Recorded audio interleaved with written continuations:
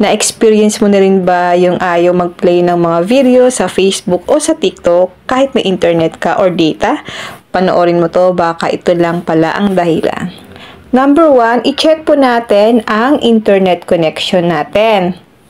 Kung naka-internet kayo, i-check nyo po kung meron po siyang, i-check nyo po kung nakakonect yan sa internet o kaya may nakalagay dyan na no internet. So, ang ibig sabihin kapag no internet, wala pong connection. Kaya po ayaw mag-play ng video sa Facebook or sa TikTok. O kaya guys, i-check nyo po kung meron po kayong data. Kasi kung wala po kayong data, hindi po talaga mag-play ang video sa Facebook or TikTok. Subukan mo rin mag-open ng YouTube or Google. Kung mabagal o walang signal, yun yung dahilan bakit ayaw mag-load ang video. Number 2, clear cache. Halimbawa guys sa Facebook, ayaw niya mag-play ng video. Ilong press lang natin yung Facebook natin, tap eye icon or app info.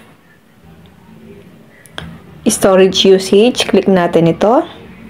I-tap nyo po ang clear cache. Ayan, kapag nag-zero bin na yan, ibig sabihin po nalinis na yung cache. Minsan kasi naiipon yung data at nagiging cause ng loading issue. Number 3, update the app. Punta lang tayo sa ating Play Store. Tap search. Tap search.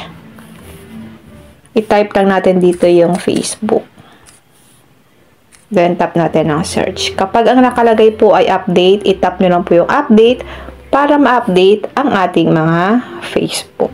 Minsan kasi guys, kapag luma or outdated na version ang ginagamit natin, hindi siya compatible sa phone natin. Kaya, need po talaga natin na i-update yung mga apps na naka-installed sa ating phone. Pag may nakalagay na po na open, ibig sabihin yan, updated ng ating Facebook.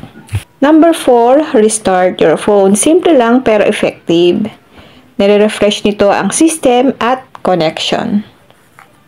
Number 5, kung data lang ang gamit mo, i-check kung ang data saver mode mo ay naka-on. Kapag naka-on, hindi mag-autoplay ang videos natin.